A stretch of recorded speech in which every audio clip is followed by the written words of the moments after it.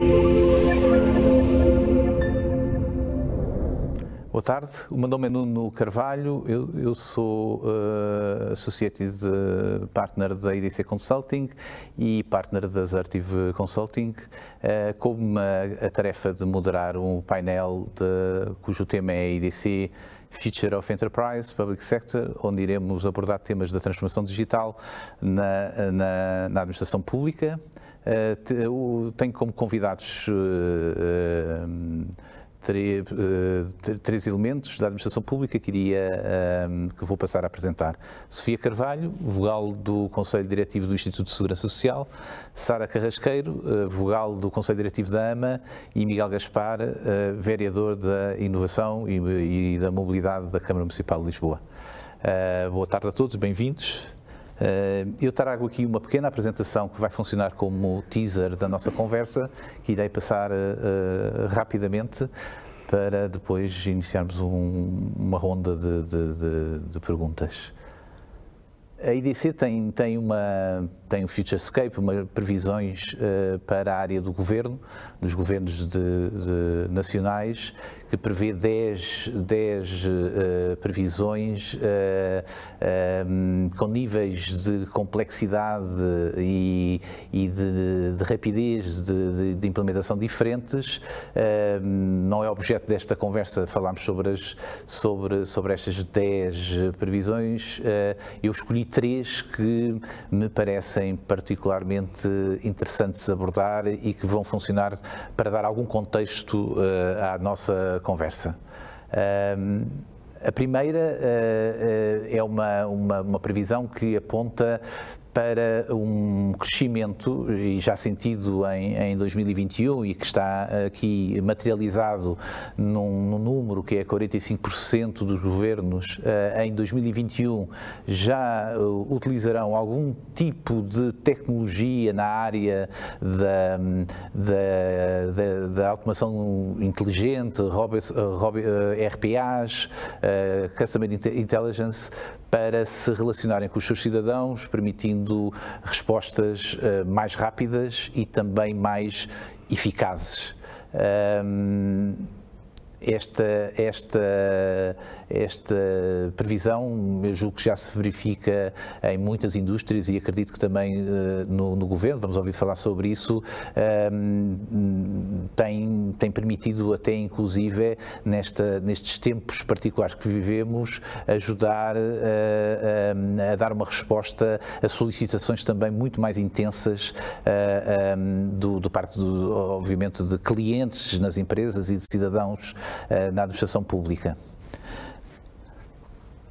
A outra previsão que trouxe para este painel é de outra natureza, também me parece bastante interessante, que tem a ver com uma tendência que a IDC sente de a administração pública começar a adotar cada vez mais aplicações, packages standards, não best of breed, e disponibilizados em modelos as a service, permitindo de certa forma uma standardização de práticas e de processos e também a criação também de sinergias, quer ao nível tecnológico, não é, por rentabilização da utilização de tecnologia, quer seja também a nível de processos. E por último, uma terceira previsão, escolhida mais numa área com alguma componente tecnológica forte, que tem a ver também com um facto que a IDC verifica, que é o aumento da capacidade de processamento na periferia, por assim dizer, fora dos data centers, que noutras indústrias já é, digamos, uma tendência que vem de trás e que permitirá certamente na administração pública aumentar capacidade de resposta da administração pública. E, portanto, também me parece, o edge computing é um tema que está aí forte e é interessante também cruzá-lo com a agenda da administração pública. Dito isto, passaríamos ao debate propriamente dito e começava com a Sofia e perguntava à Sofia, de uma forma muito genérica, o que é que, no seu instituto e na área da segurança social, o que é que tem sido feito na área da transformação digital, na utilização destas novas tecnologias para melhorar a resposta e o serviço ao cidadão. Obrigada, Nuno. Antes de mais, obrigada pelo convite. Na segurança social, nestes últimos tempos, tem sido feito muito e, de facto, parece-me que falarmos da transformação digital na segurança social, sentimos aqui a necessidade de separar isto, se calhar, em dois momentos. Um momento mais recente, mas, se calhar, começarmos e andarmos um bocadinho para trás, porque, na verdade, a transformação digital na segurança social tem estado na agenda nos últimos anos e nas últimas legislaturas, e endereçar toda esta complexidade do sistema da segurança social e do relacionamento com os cidadãos tem sido uma prioridade. E, portanto, nos últimos anos têm sido marcados por algumas iniciativas que hoje têm impacto, que ainda hoje, portanto, que tiveram e que têm nos dias de hoje muito impacto nos cidadãos e que, ao nível daquilo que é o desenvolvimento de serviços, mas também nas formas de relacionamento através de canais, e estou-me aqui a lembrar do lançamento da linha de contacto, do Contact Center da Segurança Social, daquilo que são os serviços na Segurança Social Direta que permitem esta desmaterialização da interação, os simuladores de pensões, a senha na hora mais recentemente e até a possibilidade de tirar senhas eletrónicas para os serviços de atendimento, e tudo isso com grande impacto. E agora, mais recentemente, os pedidos de pensão de invalidez também, um novo serviço, e agora já este mês também a possibilidade de pedirmos a pensão de velhice, e, portanto, tem sido uma agenda forte de transformação na entrega dos serviços. E agora, mais recentemente, e sobretudo neste período que foi marcado por esta crise pandémica, também a transformação digital teve que estar presente. Recordar todo este contexto em que a segurança social assume aqui um papel importante em termos da economia e de todo o suporte à sociedade no seu papel solidário e universal, e que teve que responder num espaço muito curto de tempo com um conjunto de medidas de forma muito célere para apoiar as empresas que tinham que encerrar, apoiar os trabalhadores e garantir os seus postos de trabalho,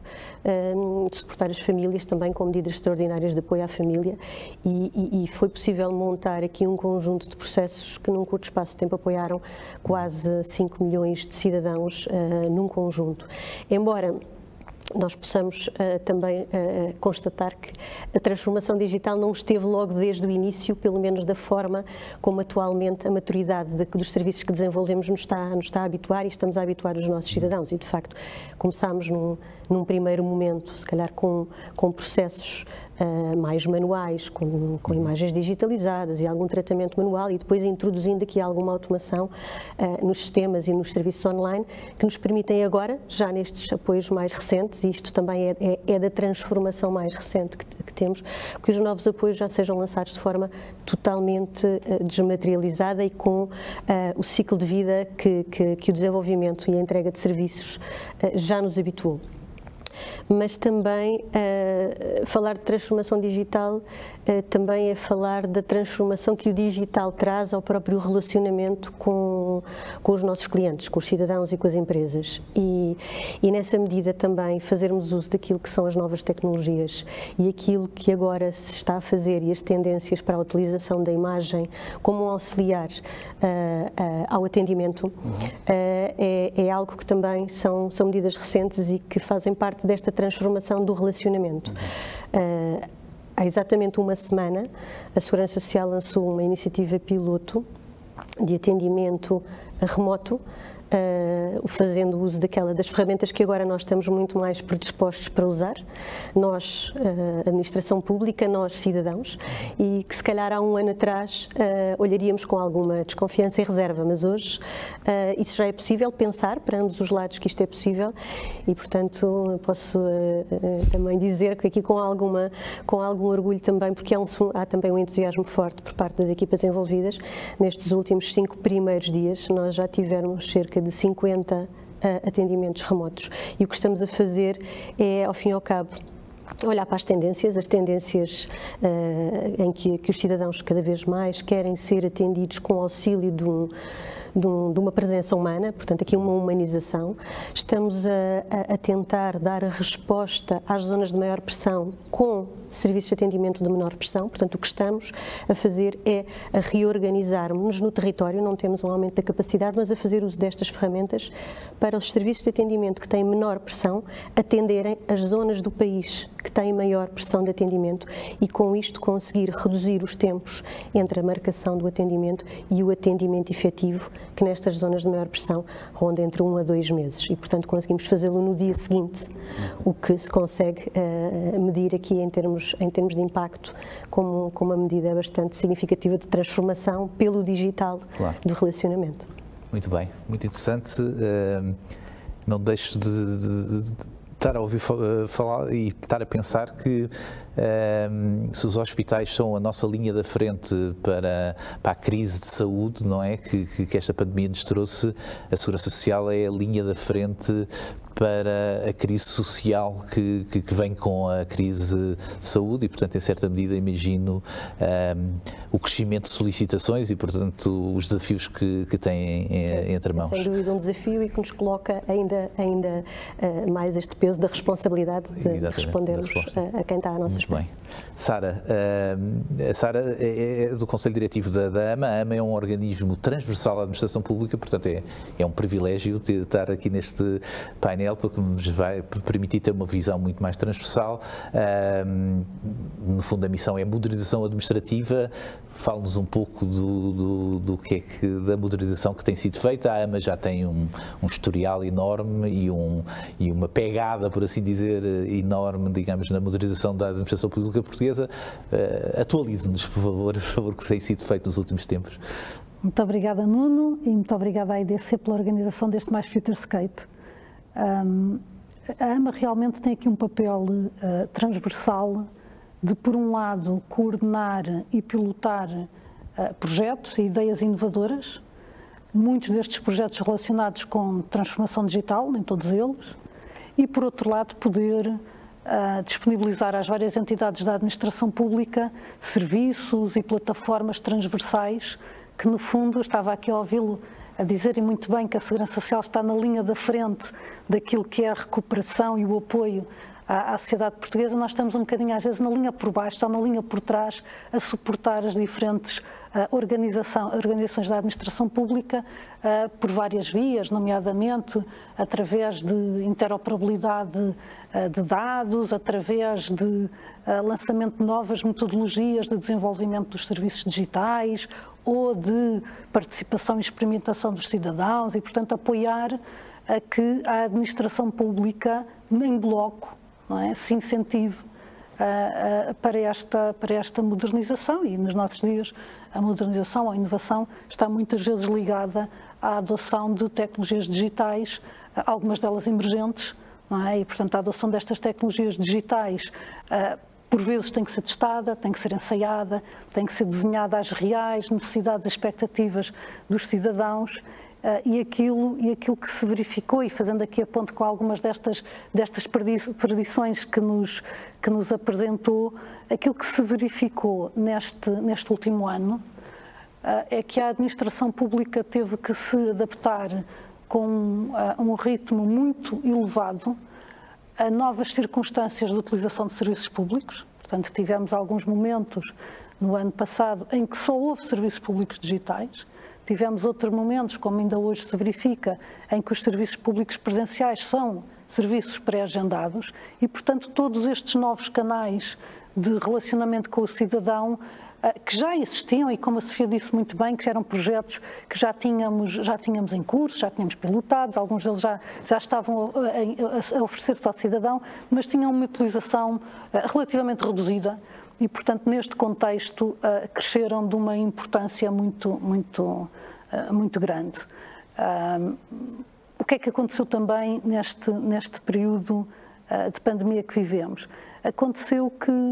fomos sujeitos, e ainda estamos a ser sujeitos, a um conjunto de necessidades novas e, por vezes, imprevistas. Portanto, houve aqui determinados momentos em que tivemos que implementar serviços novos para fazer face a novas dificuldades, não é? Portanto, temos variedíssimos exemplos, não só na segurança social, pensemos obviamente na saúde, não é? Por exemplo, um novo plano de vacinação, um novo conjunto de serviços que têm que ser desenvolvidos num curtíssimo espaço de tempo. E, portanto, isto traz um desafio, ou acelera o desafio da agilidade também do desenvolvimento dos serviços digitais, muito grande, não é? E aqui,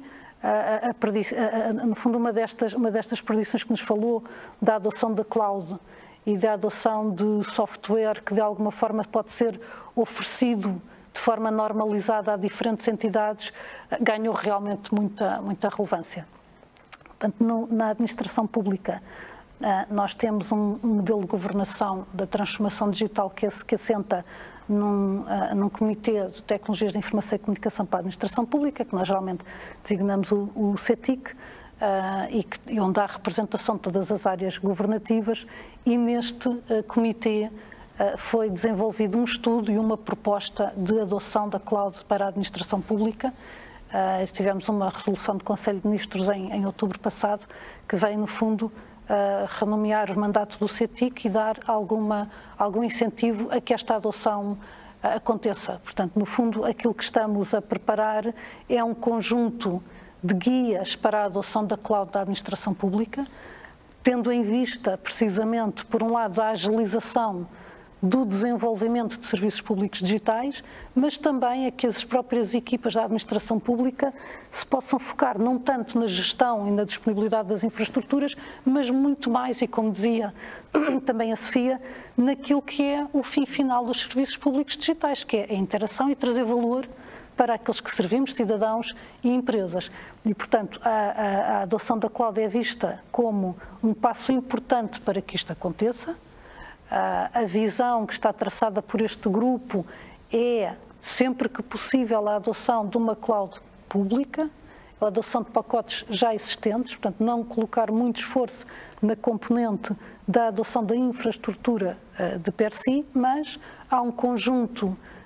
de barreiras e de riscos também, que é também importante salientar, que têm que ser, obviamente, ultrapassados e mitigados, não é? Temos algumas dificuldades de adoção de cloud relacionados com os nossos processos aquisitivos, com as nossas regras contabilísticas, há questões de segurança, de soberania, portanto há um conjunto de questões que têm que ser bem ponderadas antes de dar este salto, que é um salto promissor. E, portanto, aquilo que o grupo está a desenvolver ao abrigo desta estratégia é um conjunto de guias de adoção, um plano de formação, porque também é necessário readaptar as competências da administração pública para estes novos métodos de trabalho e desenvolvimento de tecnologias, e isto é algo importante que está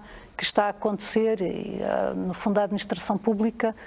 já hoje em dia está na nuvem, está na cloud. Há diversos serviços já que são prestados através da nuvem. E, aliás, agora nós que nestes momentos de pandemia, estes recursos às ferramentas colaborativas de videoconferência, de telescola, todas estas ferramentas estão, obviamente, na cloud. E, portanto, foi também importante este momento para frisar que estas tecnologias são muito benéficas e muito rápidas de implementar. Se não fosse assim, dificilmente teríamos, no espaço de uma semana, ir todos para casa e continuar a produzir tanto ou mais do que estávamos a fazer antes da primeira vaga. Mas também não só ao nível destes modelos de cloud, também é importante frisar que a própria disponibilização de componentes arquiteturais comuns é muito importante para a qualidade dos serviços públicos digitais, não só a sua qualidade ao ponto de vista de disponibilidade, segurança, por exemplo, termos um esquema de identificação eletrónica único e comum no país é bastante importante, não é? Está a ter uma grande adesão, não só a versão mais tradicional, através do chip no cartão do cidadão, mas na sua versão mobile, não é? Através da chave móvel digital. Nós tivemos esta inversão precisamente no ano passado. Verificámos que no ano passado Passámos a ter mais acessos aos portais de serviço público sem dispositivos móveis do que desktop, e é preciso ver que os nossos portais são portais de serviços, não são só portais informativos, e também verificámos que o cidadão se passou a autenticar preferencialmente através da chave móvel digital e não através do leitor de smart card com o cartão. E, portanto, estamos neste percurso, já sabíamos disto, isto não é propriamente novo, não é? Estamos neste caminho já há alguns anos, portanto, estamos a ir para o mobile, estamos a ir para a cloud, estamos a utilizar cada vez melhor ferramentas interoperáveis, utilizar componentes comuns. Portanto, outra das plataformas importantes que a EMA disponibiliza é a plataforma de interoperabilidade, que permite que, por exemplo, uma empresa ou um cidadão, quando recorre, por exemplo, aos serviços da Segurança Social direta, mas que nesse processo são necessários dados, por exemplo, das finanças ou da justiça, que eles são apresentados sem que o cidadão os tenha que preencher, ou muito pior, que anexar alguma cópia de algum documento, e, portanto, é isto que nos vai trazer no futuro serviços públicos digitais mais simples, automáticos, de preferência, que eu não tenha que os solicitar para ter direito a determinado benefício que tenho, mas que também nos vai permitir ter uma governança de dados global e, a partir daí, poder extrair conhecimento e inteligência sobre os dados que detemos. Portanto, isto é outro aspecto também muito importante, que a própria normalização, como disse, governança de dados nas nuvens, que nos vão ajudar a podermos ter cada vez maiores acervos de dados que depois possam conduzir não só os serviços públicos, utilizados quando são necessários, mas também a própria governança pública, o próprio desenho de políticas públicas ser baseado em dados e depois ser avaliado pelos dados. Pronto, é um pouco nestes vetores todos que a AMA tem vindo a trabalhar, a apoiar as várias entidades da administração pública, não só através destas plataformas e de outras que não referi, mas também através de metodologias e de princípios comuns neste caminho para o digital que a administração pública tem vindo a fazer. Muito bem. Muito interessante. Eu acredito que há aqui um valor quase silencioso que vem de todo o trabalho que obviamente que a administração pública portuguesa tem feito muito também através da AMA, não é? Da missão da AMA, que hoje em dia reverteu em uma capacidade de resposta dos serviços públicos muito maior,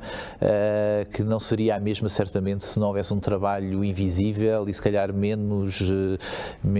apreciado, menos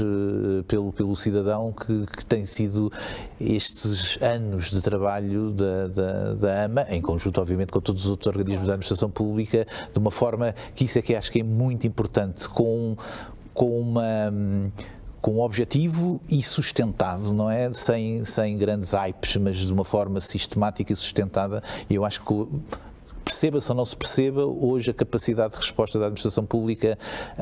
a este momento pandémico certamente está muito assente nos resultados obtidos nos últimos anos. É essa, pelo menos, a minha percepção. Passava agora ao Miguel. O Miguel portanto, tu traz-nos aqui a realidade da administração pública local, da maior cidade do país, mas é certamente uma visão diferente, também uma visão muito perto do cidadão. Os seus pelouros, pelo menos estes que estão do título, davam provavelmente para fazer um evento da IDC só em exclusividade, não é? Inovação e mobilidade, portanto... Economia e segurança. Então, pronto, era um ano de eventos. O que eu perguntava, portanto não vamos provavelmente conseguir abordar todas as dimensões da experiência que o Miguel nos pode trazer da Câmara Municipal que tem sido feito, pedia se calhar, pegando no ângulo das cidades inteligentes, que nos falasse um pouco do que é que já foi feito. Obviamente isto é um tema que trabalha com tecnologia, mas obviamente vai muito para além da tecnologia e perceber um pouco o que é que tem sido feito, quem tem sido a agenda da Câmara nessa área. Sim, eu acho que a administração pública está a chegar aqui a uma era dourada dos sistemas de informação. Ou então, dito de uma forma mais simples, acho que estamos finalmente a chegar realmente ao século XXI. A administração pública não é diferente de outra grande organização, de um banco, de uma empresa de telecomunicações, são estruturas muito pesadas que, para se mexerem numa direção, demoram o seu tempo, mas depois, quando o fazem, são muito poderosas no alcance que têm. Estamos aqui a falar da chave móvel digital, é algo que tem um impacto transversal a toda a administração pública de uma forma muito poderosa e, portanto, quando nós, administração pública, nos mexemos numa direção, o benefício para o cidadão é muito grande. E nós estávamos aqui a viver num momento em que, por um lado, temos um conjunto singular de técnicos na administração pública que há 10, 15 anos atrás mostraram que era possível fazer a diferença em alguns verticais da administração pública, que hoje foram progredindo na sua carreira e chegaram a um ponto em que hoje têm cargos dirigentes e temos muito mais maturidade na administração pública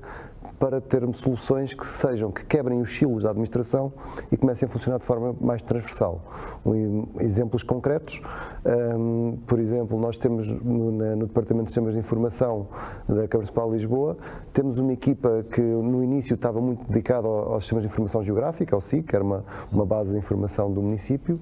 que fomos progredindo. Havia muitas aplicações que eram compradas como produtos de mercado, que eram quase silos, em que nós ficámos dependentes do fornecedor, e estamos cada vez mais a evoluir para tecnologias abertas, para plataformas, inclusivamente low-code, em que nos permitem desenvolvimentos muito mais rápidos, de uma forma standardizada, que nos permitem lidar com uma coisa muito importante, que é a escassez de recursos humanos na administração pública e a necessidade de recorrer a terceiros, mas usar metodologias e tecnologias onde o know-how mantém-se na administração e nós conseguimos ter uma perspectiva de médio e longo prazo no desenvolvimento aplicacional. Isto permitiu-nos na Câmara de Lisboa, por exemplo, agora quando foi estes apoios que demos à economia, entre concebermos a ideia de criar o apoio, aprová-lo em Câmara, em Assembleia e pelo meio montar os processos de transformação digital, de desenvolvimento e de entrega da aplicação, foram-se, creio que 6 semanas entre a primeira ideia e o primeiro pagamento, o que é uma coisa extraordinária do ponto de vista dos departamentos de economia, das finanças, dos sistemas de informação, todos eles. Do lado de fora, a cidade também está a mudar muito, porque se nós olharmos, por exemplo, para os transportes, ou para a mobilidade, nós tínhamos montes de sistemas que eram estado da arte em 1998 e esses sistemas estão obsoletos. Por exemplo, na bilhética do sistema de transportes, nós estamos a dar um passo, que era um sistema baseado em Calypso, muito baseado em cartão. Estamos neste momento num processo de investimento de 24 milhões de euros para a mudança do back-office de todo o sistema, para deixar de ser baseado em cartão e passar a ser account-based, portanto baseado no cidadão. E com isto temos um conjunto de canais de acesso aos sistemas de transporte, seja no telemóvel, com um cartão, com o leme da cara, é irrelevante porque é o utilizador a que está no centro do sistema, já não é um cartão. E se calhar podemos começar a pensar como é que isto se liga com a chave móvel digital, com o cartão de cidadão, e temos uma unidade única no país com um enorme potencial naquilo que é o desenvolvimento de soluções. Ao nível da cidade, estamos a ver o explodir da questão do IoT, da sensorização, por exemplo, câmaras de tráfego, sensores de lixo, nos caixotes de lixo que nos permitem ver a taxa de ocupação, analítica de dados, onde nós recebemos dados do Waze, mas também produzimos dados de bilhética, produzimos dados de disponibilidade de estacionamento. Portanto, há aqui um explodir da informação que nós temos acesso, mas também um explodir de sistemas que estão a produzir dados. A questão do edge computing, por exemplo, é essencial do ponto de vista da gestão da privacidade. Nós temos tantas limitações ao nível da privacidade que muitas vezes mais vale focar-nos na analítica dos dados e no dado alfanumérico, cuja comunicação é muito mais simples do que, por exemplo, um streaming de vídeo. Certo. E, portanto, com isto também conseguimos desalavancar alguns investimentos em comunicações, acelerando processos de transformação. E é todo este ambiente que está a evoluir ao mesmo tempo na administração pública, que eu acho que esta questão da pandemia só vai acelerar. Portanto, eu acho que não há nenhuma entidade da administração pública que, no seu perfeito juízo, neste momento, reduza o orçamento do Departamento de Sistemas de Informação. Quer dizer, acho que a transformação digital é essencial. Por exemplo, na Câmara de Lisboa, nós passamos de 300 acessos VPN em simultâneo para 3.500 em menos de 15 dias, quer dizer, com as pessoas irem para casa e a mudarem a forma de trabalhar. Obviamente há processos novos. Eu ainda acredito, ainda não acredito assim tanto na questão da uniformidade de processos, porque ainda temos serviços que ainda acreditam que são muito especiais e são sempre muito únicos, pois na verdade não são bem, não é? Portanto, quando se começa a descascar. Mas quando nós começamos a ter este desenvolvimento de soluções por blocos, em que há um bloco de uma solução que nós aproveitamos para outra solução, aquilo até parece diferente, mas na verdade a arquitetura que está por trás é equivalente e permite-nos acelerar esses desenvolvimentos. Há aqui só um conceito que nós nunca podemos perder de vista, que é porque é que estamos a fazer isto tudo. A administração pública é das funções mais nobres que um cidadão pode ter, ou seja, é alguém que escolhe como carreira administrar a coisa pública. Eu acho que às vezes as pessoas esquecem-se disso. É administrar aquilo que é de todos nós. E em situações em termos de carreira e de remuneração, altamente rígidas naquilo que é a comparação com o setor privado que está em ebulição, por exemplo, na cidade de Lisboa. Quer dizer, se olharmos para o ecossistema, agora falando de economia, aquilo que tem sido o desenvolvimento da cidade de Lisboa, na captação de talento, na captação de novas empresas da área digital, naquilo que é a criação de novos postos de trabalho em Lisboa nesta área, é uma coisa brutal. Ao mesmo tempo, a administração pública tem que competir com tudo isto. Eu acho que isto só é possível com uma grande entrega ao serviço público por um conjunto-chave de trabalhadores da administração pública, que são extremamente competentes naquilo que fazem e que têm uma ambição de transformação do atendimento ao cidadão e do serviço que se faz ao cidadão no seu ADN e na sua gênese, e com isso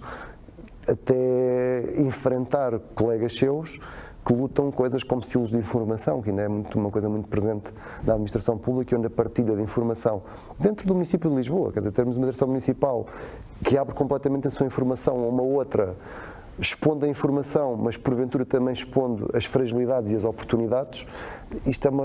põe sempre as pessoas desconfortáveis, e acho que quebrar essa forma de estar é algo que está a acontecer neste momento, e acontece muito por mérito dos quadros que nós temos na administração pública, que, repito, face ao mercado de trabalho global, são verdadeiros servidores públicos e dedicados ao serviço público. Bem, muito obrigado, muito interessante. Estava aqui a ouvi-lo e também a pensar que o local e o central, não é? Que é uma coisa histórica, hoje em dia tocam-se muito mais, não é? E perguntava-me aqui como é que se garantem, provavelmente já estão garantidas, ou como é que se melhoram a troca de experiências, não é? E a reutilização de use cases e de todos os investimentos que estão a ser feitos entre a administração central, e aqui se calhar e a administração local. Parece-me um tema... Gastando mais 30 segundos respondendo Sim. a isso com 2 exemplos. Eu acho que temos um grande caso de sucesso, por exemplo, na colaboração com a AMA, com as lojas de cidadão. Acho que é um sítio onde o local e o central convergem. Sinceramente, o cidadão não quer saber se é central ou se é local, quer ter o seu problema resolvido. E acho que as lojas de cidadão é uma zona franca, sem fronteiras, onde nós conseguimos trabalhar e colaborar de uma forma muito interessante naquilo que é o desenvolvimento do serviço que damos do atendimento ao cidadão. Acho que é um ótimo exemplo que podemos dar nesta dimensão. Depois temos uma desvantagem no local. É como no local não faz as leis nacionais, por vezes a inércia de algumas entidades públicas bloqueiam os desejos de desenvolvimento do lado local. Exemplos concretos. Há N coisas que se pode fazer com a informação que nós conseguimos recolher de sensores, de câmaras, etc., ao nível do gestão de tráfego de uma cidade, que por lei estamos impedidos de o fazer porque falta a regulamentação da utilização dessa informação para esse fim. Felizmente, também aí, por exemplo, neste caso com a ANSR, há uma equipa de trabalho neste momento que está a desbloquear tudo isso para que o digital possa cada vez estar mais ao serviço daquilo que é, neste caso, forças de autoridade, e com isso tornar-nos muito mais eficientes, porque mais uma vez é uma questão de recursos humanos, não é? Se os recursos humanos são escassos, então temos mais de ser mais eficientes na operação. E o digital traz-nos essa eficiência, mas para isso, por vezes, os regulamentos também têm que ser, há uma parte legislativa que também tem que estar aqui neste pipeline de inovação para nos deixem-nos trabalhar, como diz o outro. Muito bem. Eu, se calhar, também acrescentava aqui um bocadinho nesta onda de colaboração central, local, internacional, que também há essa componente de colaboração a nível internacional cada vez mais importante, não é? Cada vez somos um planeta global, não é? dando aqui também outros exemplos, não é? Porque o que estamos aqui a falar, que é a necessidade de destruir alguns silos de dados de informação e de pessoas, não é? Porque no fundo estamos a falar de silos que são as pessoas que constroem, não são propriamente as tecnologias, tem muito a ver com mudança cultural, não é? E a inovação de cada um funcionário, servidor público, de cada um organismo do Estado, local, central ou outro, se abrir a outros e partilhar com outros, e isso é algo que tem muito a ver com culturas de colaboração, culturas de participação, porque também é importante colaborarmos no desenvolvimento de serviços, não só entre nós, mas também com os próprios cidadãos no desenho de serviços, e temos também um conjunto de boas experiências já, nomeadamente através do Laboratório de Experimentação da Administração Pública, que uma das suas missões é precisamente esta, é incentivar uma cultura de inovação, uma cultura de interrogação permanente, de questionar o status quo e depois de experimentar, e que tem inúmeras parcerias também ao nível municipal. Até temos um conjunto de laboratórios associados ao LabX que no fundo partilhamos conhecimento sobre projetos inovadores, e isto não é difícil quando nós passamos a ter o paradigma não no serviço e no processo, mas no cidadão, porque cidadão é um só quando vai aos serviços do município de Lisboa ou quando vai aos serviços da Segurança Social. E, portanto, se nós nos focarmos em quem nos servimos, esses silos desaparecem e, portanto, é muito fácil depois desmontar essas culturas. Portanto, temos bons exemplos, mas é um caminho que ainda estamos a percorrer, não é? Sabemos de algumas dificuldades que ainda a sociedade tem em lidar com esta rede muito grande da administração pública. Sofia, e agora pegar um pouco na visão mais de futuro, não é? E pronto, também para ligar aqui um pouco às previsões que trouxe para este painel, eu compreendo que a administração pública provavelmente não é normalmente a indústria mais early adopter, não é? Até por questões de regulamentação, de regulatórios, de dificuldades, mas certamente digamos, as adoções que faz são sustentáveis e, portanto, muito interessantes porque trazem maturidade e mais força à utilização das tecnologias. O que é que está pensado fazer, nomeadamente nestas tecnologias de utilização de RPAs, automação inteligente, bots, customer inteligência para o virado ao cidadão, no sentido que de quando ele nos contacta, nós já temos um contexto do contacto que nos ajuda a ser mais eficazes. Podia-nos falar um pouco do que é que perspectiva? Que a Segurança Social pode? De facto, na Segurança Social, como aliás acredito noutros organismos, eu acho que apesar da administração pública, como diz, não ser normalmente reconhecido como um early adopter destas novas tecnologias, há algumas coisas que estão pensadas, e mais do que pensadas, e em algumas áreas também que têm sido experimentadas de uma forma mais embrionária, outras em que estamos aqui a trabalhar de uma forma mais construída e também aqui com algumas parcerias para podermos experimentar estas tecnologias, mas experimentá-las não pela experimentação em si, naturalmente, tendo sempre em vista em último lugar aquilo que falámos há pouco, que esta transformação pelo digital tem uma finalidade última, que é melhorarmos aquilo que é a qualidade do relacionamento com os nossos clientes, a qualidade, e melhorarmos a agilidade, a simplicidade e também nesta altura em particular conseguirmos também encontrar formas nestas tecnologias de dar resposta a toda esta nova pressão, esta enorme pressão que estamos a sentir, e portanto aumentar a nossa capacidade de resposta também tem sido o desafio que ao fim e ao cabo acaba por se revelar aqui a oportunidade de ter uma oportunidade nestas novas tecnologias e fazer-nos olhar para elas de uma forma que há uns anos atrás, há uns tempos atrás, há pouco tempo atrás, na verdade, não olharíamos e, portanto, entraríamos num processo que é naturalmente resistente à mudança e que agora vê em todo este contexto uma oportunidade para transformar. E, de facto, na Segurança Social os desafios são enormes, todos os dias são desafios, todos os dias surgem desafios, e o facto de estarmos a ver uma atividade para além daquilo que é o normal, tem-nos colocado também aqui a pensar sobre algumas destas alternativas. E, na verdade, aquilo que acabamos por ter que fazer, todas estas organizações que estão a viver toda esta enorme pressão e novidade, é ter que fazer estes caminhos paralelos, não é? Por um lado, temos que olhar e continuar a modernizar o nosso complexo sistema da segurança social, para dentro e para fora, na forma como prestamos serviços, na forma como entregamos e nos canais que são mais adequados e aqueles que o cidadão, ao fim e ao cabo, escolhe, e dar-lhe essa possibilidade de escolha, e, por outro lado, estarmos a fazer também este caminho de olhar para a frente, de olhar para o lado, também para aquilo que está a ser feito nas outras organizações, com o uso destas novas tecnologias. E na segurança social tem-se experimentado algumas, e dar aqui o exemplo, na altura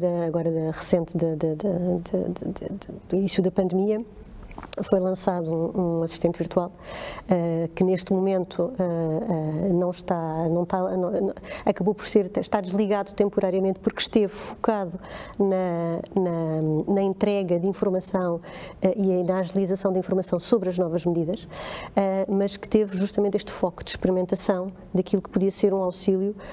uma ajuda para tentar encontrar aquilo que eram os apoios que estavam disponíveis. Agora temos novos apoios e temos que olhar, e aqui entra o sair de uma versão experimental e termos uma versão mais evoluída. E pensar num assistente virtual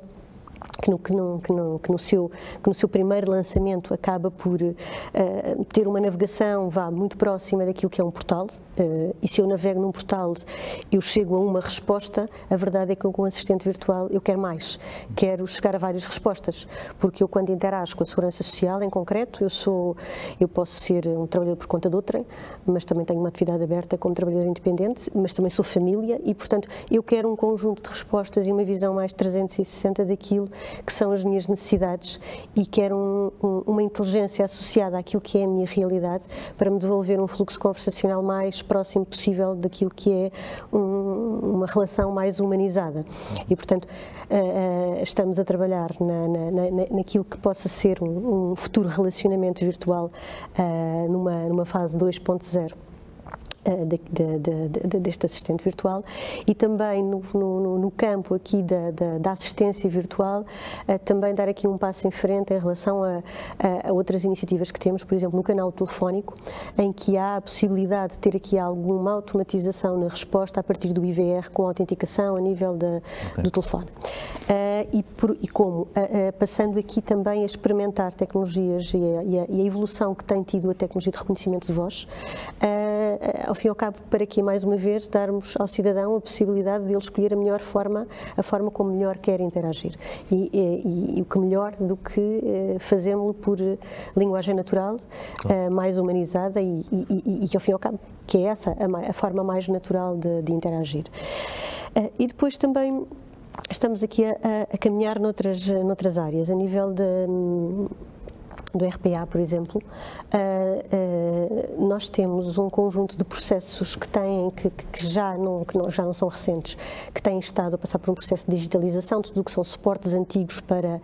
aquilo que são formulários estruturados, e que depois têm que ter um tratamento mais ou menos manual em termos de análise e integração. E agora aqui um bocadinho a reboque de uns processos mais recentes, que por força da pandemia também temos que passar por este processo de digitalização e até de externalização deste processo de digitalização em centros de competência de digitalização, nos fazem pensar, isto neste contexto da pandemia, em que as pessoas de facto estão a trabalhar a partir de casa, a partir de processos que digitalizaram a priori, e leva-nos a pensar e a estar agora a olhar para a possibilidade e para inclusivamente a testar soluções que nos permitem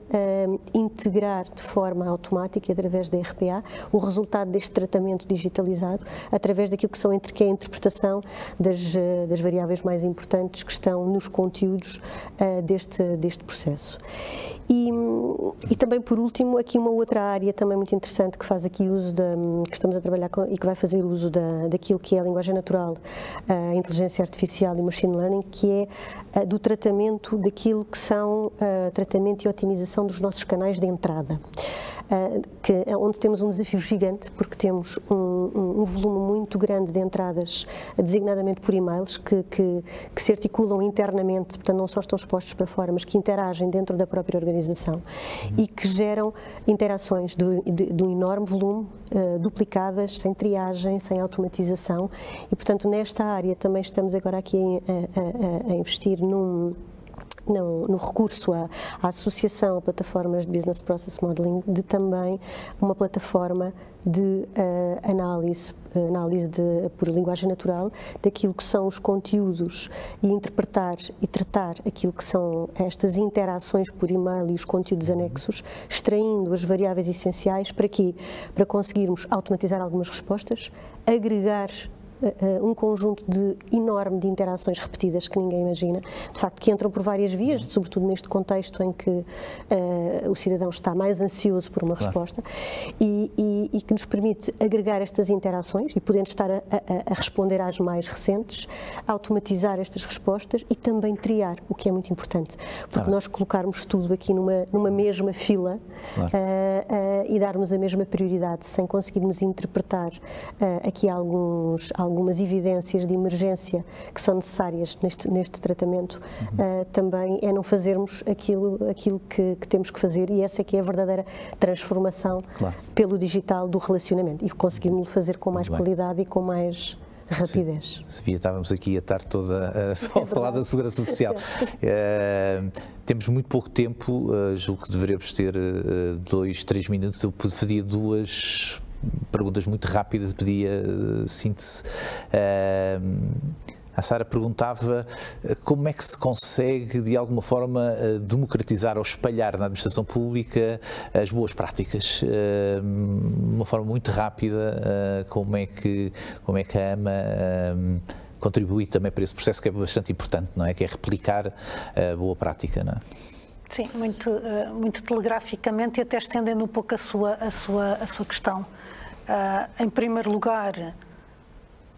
partir de necessidades reais. As boas práticas têm que partir de necessidades reais da população a quem servimos e, portanto, implementarmos aqui processos participativos para priorizar, para identificar necessidades, ensaiar, experimentar e ter então a boa prática robusta. E depois a comunicação faz-se não só através de parcerias, não é? Não só com a administração pública, mas fora da administração pública, que era algo que penso que também é importante deixar aqui presente. Portanto, neste momento, a transformação da administração pública não tem só impacto nos serviços públicos. Portanto, as próprias soluções core do Estado, nomeadamente a identificação, a partilha de alguns dados, são também utilizados em serviços privados, utilities, bancos, e, portanto, isto é absolutamente crítico para o desenvolvimento de uma sociedade digital, que haja confiança no digital. E a confiança, nomeadamente logo em sabermos quem está de um lado e do outro, é primordial. E, portanto, esta função que compete ao Estado, no tradicional físico, através de cartões, passa agora para o digital, de poder também abrir estas soluções, de poder interoperar com privados, com a economia, para também melhorar os serviços públicos digitais, mas não só, e também melhorar os serviços digitais de entidades privadas. E depois na atenção que tem que ser dada à própria população portuguesa, não é? Porque nós não queremos deixar ninguém para trás neste processo e, portanto, tudo o que é a componente de literacia digital da população portuguesa é muito importante para tudo o que estamos a falar, porque só assim podemos usar serviços públicos ou privados digitais com pessoas que o conseguem fazer. Eu, infelizmente, sou pior moderador do que a administração pública é fazer transformação digital. Estamos já fora do tempo, mas não queria deixar de voltar ao Miguel. Uma pergunta também muito rápida, resposta telegráfica. Nós falou muito nesta capacidade de computação na periferia. Aqui a dúvida é como é que se vai introduzindo esta tecnologia e simultaneamente construindo uma plataforma que possa depois oferecer serviços, trazer terceiras entidades para ela, quer nesta área, quer na área, por exemplo, da mobilidade. Como é que se consegue navegar e introduzindo a tecnologia, mas simultaneamente ter uma arquitetura, não é, que se vai construindo? Eu acho que há aqui uma coisa que nós na administração pública até hoje fizemos mal e agora começamos a fazer melhor, que é a parte colaborativa e se quiser, a parte da propriedade intelectual, naquilo que toca à administração pública, deve ser aberta. E o que é que quero dizer com isto? Quando nós quisermos, na cidade de Lisboa, começar a introduzir novos serviços, por exemplo, receber dados de operadores de mobilidade, copiamos um protocolo de dados que já estava feito em Los Angeles e importamos para Lisboa. Fomos a primeira cidade europeia a fazê-lo, com benefício para nós, porque não tivemos o esforço do desenvolvimento de inventar a roda que já alguém tinha inventado, com vantagem para a indústria, que já conhecia um protocolo que estava noutras cidades e Lisboa adotou esse protocolo, não inventou uma coisa nova, que eles tinham que se adaptar a essa coisa nova. Eu acho que esta capacidade que nós tenhamos de partilhar informação, de acelerar conhecimento. Vou-lhe dar um exemplo. A cidade de Lisboa conseguimos modernizar num espaço de um mandato todo o sistema de semáforos, porque fomos, no essencial, copiar aquilo que foi a reflexão que a cidade do Porto tinha feito durante 7 anos sobre o mesmo assunto. E nós também abrimos o nosso know-how às outras cidades, nas áreas que quiserem também, se quiserem também copiar do nosso lado. Eu acho que as boas ideias devem ser copiadas e ao copiarmos estas normas, estes protocolos, esta estruturação de dados e estas linguagens novas que vão se criando entre a administração pública e os seus administrados ou até os seus regulados, muitas vezes, se for partilhado e se funcionarmos em rede de cidades, rede de países, rede de administração pública, acho que é aquilo que mais pode acelerar o desenvolvimento digital na administração pública, porque, ao contrário de uma empresa privada, nós não temos nenhuma razão para que o conhecimento não seja aberto. Os dados, sim, têm que ser protegidos, mas o conhecimento pode ser aberto e isso pode acelerar muito a administração pública. Muito bem. Muito obrigado. Chegamos ao final do nosso painel. Obrigado pela vossa participação. Foi muito interessante. O tempo aqui joga sempre contra o interesse dos participantes. Agradeço também a quem está a assistir e vamos interromper agora e esperamos ter connosco de volta depois às 14h. Muito obrigado e boa tarde.